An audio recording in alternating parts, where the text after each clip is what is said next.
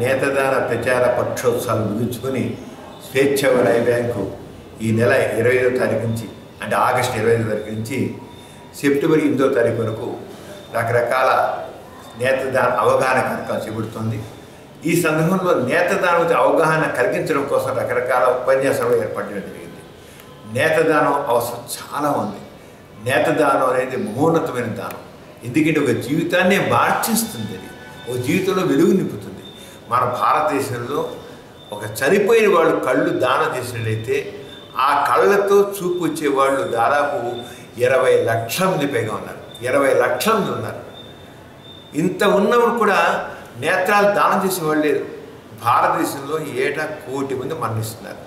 కానీ నేత్రదానం చేసేవాళ్ళు కేవలం ఈ కింద సంవత్సరం కేవలం 22,000 మందే ఉన్నారు. 22,000 మందే.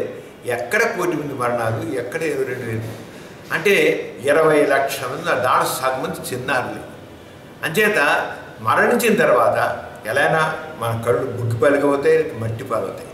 కానీ ఈ అమూల్యమైన నేత్రాలను బుగ్గిపాలు చేయకుండా, మట్టిపాలు చేయకుండా నేత్రదానం చేయండి అని అవగాహన కలిగించడం కోసమే నేత్రదాన ప్రచార పక్షోత్సవాలు జరుగుతుంది. ఈ ఏ వయసు వారికి కళ్ళైనా ఉపయోగపడతాయి. సాధారణంగా అయితే పుట్టిన బిడ్డ 6 నెలలు దాటిన దగ్గర నుంచి 6 నెలల చంటి బిడ్డ నుంచి ఏ వయసు వారి కళ్ళైనా నేత్రదానం పనికొస్తాయి. వాళ్ళకి షుగర్ ఉండొచ్చు, బీపీ ఉండొచ్చు, కళ్ళు పెట్టుకుంటుండొచ్చు, ఏదైనా ఉండొచ్చు. కానీ నల్లగుడ్డు ఒకటి ఆరోగ్యం ఉంటే చాలన్నమాట. అంటే వాళ్ళ కళ్ళు పూర్తిగా పనికొస్తాయి. అంటే నేత్రదానం చేయాలంటే ఎవరైనా నేత్రదానం సంకల్పం ఉన్నట్లయితే వాళ్ళు వాళ్ళ ఇంట్లో వాళ్ళు మరణించినట్టయితే వెంటనే కళ్ళ మీద ఒక తడిగుడ్డు వేసేయాలి. ఎందుకంటే ఆ ఇచ్చేది నల్లగుడ్డు కదా, నల్లగుడ్డు డ్యామేజ్ అయిపోకూడదు, ఎండిపోకూడదు. అంటే తడిగుడ్డు వేసి ఉంచి ఒకవేళ ఎండాకాలం అంటే పైన ఫ్యాన్ తిరుగుతుంది, ఫ్యాన్ ఆఫ్ చేసేసి ఏసీలో వేసి ఉంచవచ్చు. కానీ 6 గంటల్లోగా నేత్రాలు తీసుకోవాలి. 6 గంటల్లోగా తీసుకున్నట్లయితే ఆ కళ్ళని 2 రకాలు తీసుకుంటారు. నల్ల మొత్తం గుడ్డు కంట్లోంచి గుడ్డు మొత్తం తీసుకోవచ్చు, లేదా కాన్య ఒకటే ఏదైతే మన వాచి మీద గ్లాస్ ఉన్నట్లుగా లేదా పూజ మూతున్నట్లుగా అంతవరకు తీసుకుని తీసుకుని మనం ఈ మామూలుగా నల్లగుడ్డు మొత్తం టోటల్గా తీసుకున్నట్లయితే 24 గంటల్లో ఇంకోళ్ళకి ఆ నల్లగుడ్డు తీసే సంవత్సరం ఉంటుంది. అదే కాన్య ఒకటి తీసినట్టయితే ఎంకే మీడియం ఉంటాం, దాంట్లో ప్రిజర్వ్ చేసి 4 రోజులు ఇంకో 4 రోజులు దాకా ఉంచవచ్చు. 4 రోజుల్లో ఇంకోటి చూపులు ప్రసాదించవచ్చు అన్నమాట. అంచేత నేత్రదానం అనేది ప్రతి ఒక్కరూ చేయాల్సిన అవసరం.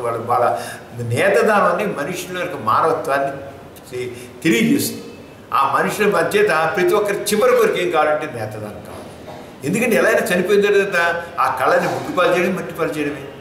అలా కాకుండా ఆ కళ్ళని దానికి ఎంత మార్పు వచ్చేస్తుంటే ఆ కళ్ళు పెట్టినది ఎంతమందికి చూస్తున్నాం. నేత్రదానంతో మరి చూపించడం మా స్వేచ్ఛగా అయిపోయిన తరపున మేము పెట్టినట్లయితే కొంతమంది 2 కళ్ళు లేవు వాళ్ళకి, కానీ కళ్ళు చూపు వచ్చిన తర్వాత కొంతమంది ఇంజనీర్లు అయ్యారు, ఎంబీఏ చేశారు, పార్టీకి తిరిగారు, రకరకాల పై పొజిషన్కి వెళ్ళారు.